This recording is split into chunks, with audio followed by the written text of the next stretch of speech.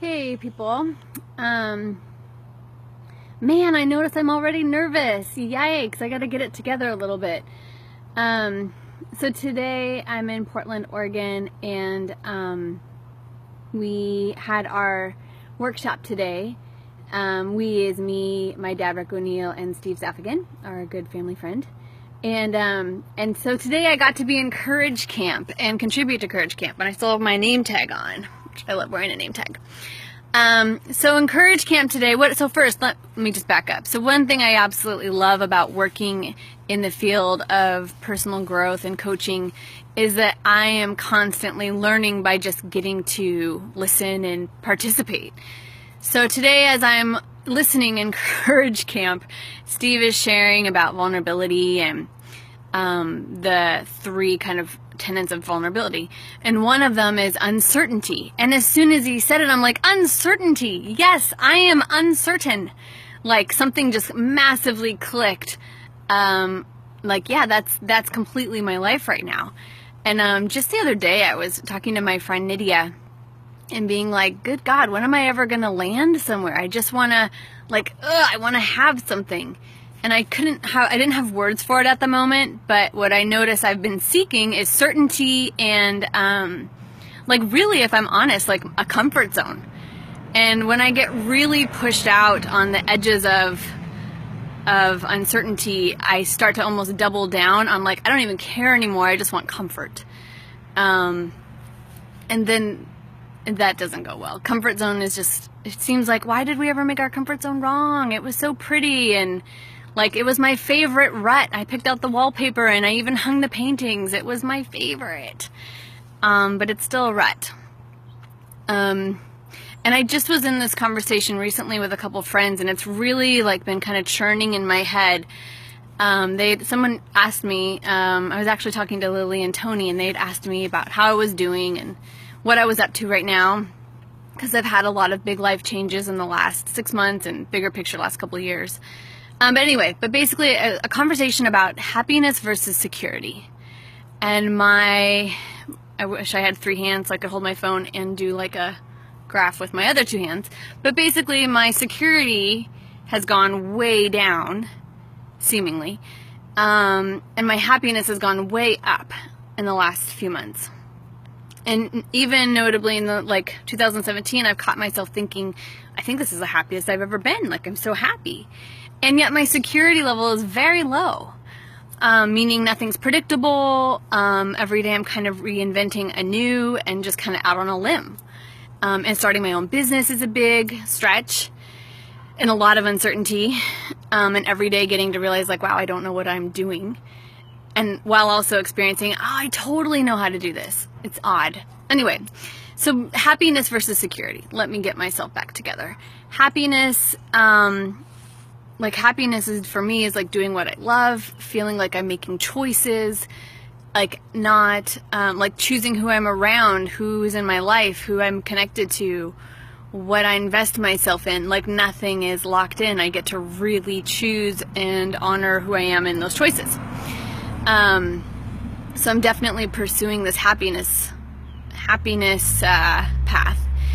And also I notice the further I go down this happiness path, when things get dicey, it gets really dicey. Sometimes I'm lately I've even been in yeah, maybe I could just do something safe. Maybe I should just get an office job, or maybe I could just sell everything and go teach English somewhere, which I still might do someday. But I start to notice all these other what ifs, but they're not possibility what ifs. They are backdoor what ifs. They are get me out of this discomfort, which is not the same as exploring something new. It's just this is too uncomfortable. I got to get out of here. So I've been getting to really practice stopping all that insanity and checking in who am I? What do I want? What am I doing? Why am I doing it? What is my heart saying? What's my gut saying? What are my values? How do I want to live my life? When I look back at this, what do I need to be proud of? What regrets can I live with? What regrets can I not live with? Like, what kind of risks do I take? And those are hard questions to ask sometimes, and I notice the more I do it, the clearer I am about who I am, which guides me in everything, and the easier it is to pull myself back on track. Also, it gets increasingly harder to sell out on myself, which is a little bittersweet sometimes, and ultimately I'm really grateful. It is so much harder now to settle or to do something that doesn't align to me because I just know it so quickly, and it's not okay anymore.